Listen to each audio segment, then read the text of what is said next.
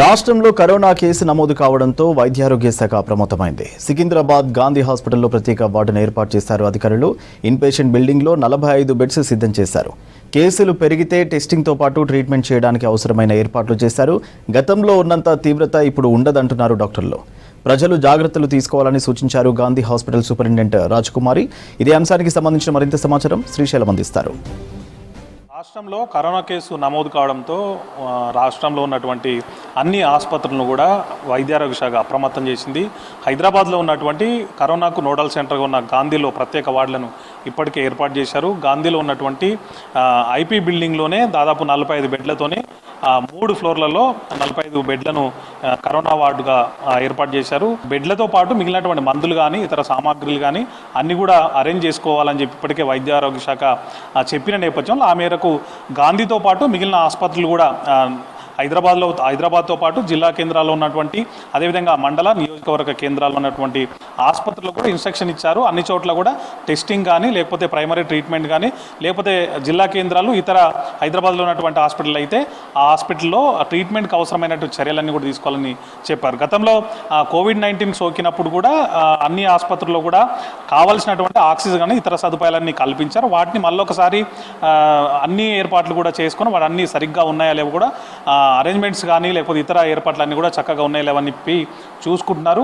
అయితే గాంధీకి సంబంధించి కరోనా నోడల్ సెంటర్గా ఉంది. ఇక్కడ టెస్టింగ్ కానీ ఇతర ట్రీట్మెంట్ కానీ అన్నికి సంబంధించి స్టేట్ మొత్తానికి కూడా ఇది నోడల్ సెంటర్గా ఉన్న నేపథ్యంలో అసలు ఇక్కడ ఎట్లాంటి ఏర్పాట్లు చేశారు ఈ అంశానికి సంబంధించి ఆర్ఎంఓ డాక్టర్ సుధీర్ ఉన్నారు, ఆయన అడుగుదాం. సార్, ముందుగా ఈ గాంధీలో ఎక్కడెక్కడ కరోనాకు సంబంధించి స్పెషల్ వార్డులు ఏర్పాటు చేశారు? కరోనాకి గురించి ఐసోలేషన్ వార్డ్స్ లాగా గాంధీలో మనం గ్రౌండ్ ఫ్లోర్లో ఒక 20 బెడ్స్ వరకు చేసాం. సెకండ్ ఫ్లోర్లో ఒక 15 to 18 బెడ్స్ వరకు చేసాం. 8th ఫ్లోర్లో ఆల్రెడీ పల్మనాలజీ వార్డు ఉంది. దాంట్లో ఐసోలేషన్ రూమ్స్ ఉన్నాయి. ఒక 4 వరకు అకామిడేట్ చేసుకోగలము ఇమీడియట్లీ ఇఫ్ రిక్వైర్డ్. అండ్ అట్లానే ఎమర్జెన్సీ బ్లాక్లో కూడా వెనకాల స్పేస్ ఉంది. మనకి ఇంతకుముందు ఆల్రెడీ గాంధీ టెర్షరీ సెంటర్ లాగా కోవిడ్కి వర్క్ చేస్తాం కాబట్టి ఇది ఎంతమందినైనా అకామిడేట్ చేసుకునే ఇది కెపాసిటీ ఉంది మనకి. సో ఏం ప్రాబ్లం లేదు. ఇన్ఫ్రాస్ట్రక్చర్ అంతా రెడీగా ఉంది, మ్యాన్ పవర్ రెడీగా ఉంది మనకి. వైద్య పరంగా కానీ ట్రీట్మెంట్ పరంగా కానీ ఎక్విప్మెంట్ పరంగా కానీ టెస్ట్ల పరంగా కానీ ఎట్లాంటి ఏర్పాట్లు చేశారు ఆమె తెలుసుకుందాం. మేడం చెప్పండి, ఎట్లాంటి ఏర్పాట్లు చేశారు, ఎన్ని బెడ్స్ ఇప్పుడు రెడీ చేశారు? నియర్లీ అరౌండ్ 65 బెడ్స్ రెడీ చేసామండి. అందులో కొన్ని ఆక్సిజన్ బెడ్స్ కూడా రెడీ చేసుకున్నాం, ఒక 30 దాకా. అండ్ దెన్ ఇది చాలా మైల్డ్ వేరియంట్, సో భయపడాల్సిన అవసరం లేదు. ఇప్పటివరకు అయితే ఏం కేసెస్ నమోదు అవ్వలేదు మన దగ్గర. ఇప్పుడు వస్తున్నటువంటి వేరియంట్ ఒమిక్రాన్ సబ్ వేరియంట్ అంటున్నారు కదా, అది మ్యూటేషన్ అయిన తర్వాత సేమ్ అదే సివియారిటీ ఉంటుందా లేకపోతే ఎట్లా ఉంటుంది? దాని సివియారిటీ చాలా తగ్గుతుందండి, ఎందుకంటే మనం ఆల్రెడీ ఇమ్యూన్ ఉన్నాం కాబట్టి. కానీ ఇప్పుడు కొత్త వేరియంటే ఇది JN.1 వేరియంట్ అని, ఇది చాలా మైల్డ్. సో దీని గురించి అంత వరి అవ్వాల్సింది లేదు. మన దగ్గర అయితే ఇంతవరకు ఏమీ రిపోర్ట్ అవ్వలేదు కేసెస్. ఇది నోడల్ సెంటర్ కాబట్టి టెస్ట్లకు ఎట్లాంటి ఏర్పాట్లు ఉన్నాయి? సిబ్బందిని కానీ నర్సింగ్ స్టాఫ్ని కానీ డాక్టర్ కానీ ఎట్లా రెడీ చేస్తారు? ఇది లాస్ట్ టైం నోడల్ సెంటర్, ఇప్పుడు అట్లా ఏమీ డిక్లేర్ చేయలేదు. కానీ అయినా కానీ మనం ప్రిపేర్డ్గా ఉన్నాము.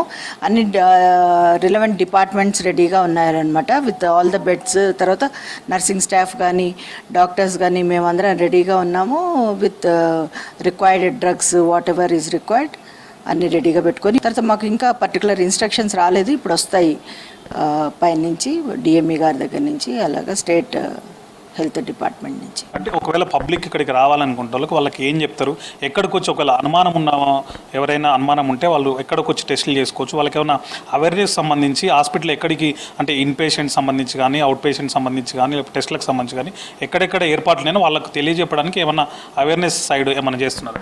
ఇప్పుడు యాక్చువల్లీ ఓపీ బేస్డ్ రాక్కర్లేదండి. కేసెస్ ఏమైనా ఉంటే అప్పర్ రెస్పిరేటరీ మైల్డ్ సిమ్టమ్స్ ఉంటే మనం ఇంట్లోనే ఐసోలేట్ అయిపోయి హ్యాండ్ హైజీను, తర్వాత దగ్గు వచ్చినప్పుడు తుమ్ము వచ్చినప్పుడు కర్చీఫ్ అడ్డం పెట్టుకోవడము, లేకపోతే మాస్కులు వేసుకోవడము, ఐసోలేటెడ్గా ఉండడము, ఇలాంటివి చేస్తే సరిపోతుంది.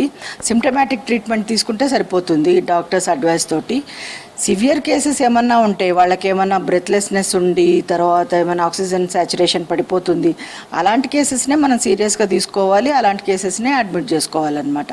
అదే అంత సీరియస్ అయ్యే ఛాన్స్ అయితే ఈసారి చాలా తక్కువ.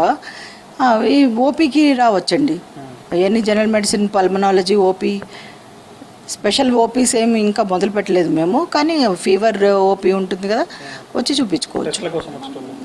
టెస్ట్లకు అట్లా వాళ్ళంతటా వాళ్ళు కాదు కదా డిసైడ్ చేయాల్సింది, టెస్ట్ చేసుకోవాలా లేదా అని మన డాక్టర్స్ చూసిన తర్వాత they will decide whether they have to go for testing are not.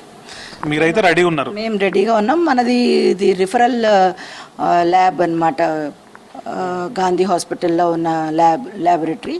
So మనకి మన దగ్గర నుంచే కాకుండా శాంపిల్స్ డిఫరెంట్ హాస్పిటల్స్ నుంచి కూడా వస్తాయన్నమాట ఇక్కడ టెస్టింగ్కి. సో ఆర్టీపీసీఆర్ టెస్ట్ కానీ కోవిడ్ టెస్ట్లన్నీ మన దగ్గర చేస్తారనమాట. దానికంతా వీఆర్ రెడీ. ట్రీట్మెంట్ కానీ టెస్ట్లకు సంబంధించి కానీ సిద్ధంగా ఉన్నామని చెప్పి గాంధీ సూపరింటెండెంట్ చెప్తున్నారు. కెమెరామెన్ శ్రీనివాస్తో శ్రీశైలం, V6 న్యూస్, హైదరాబాద్.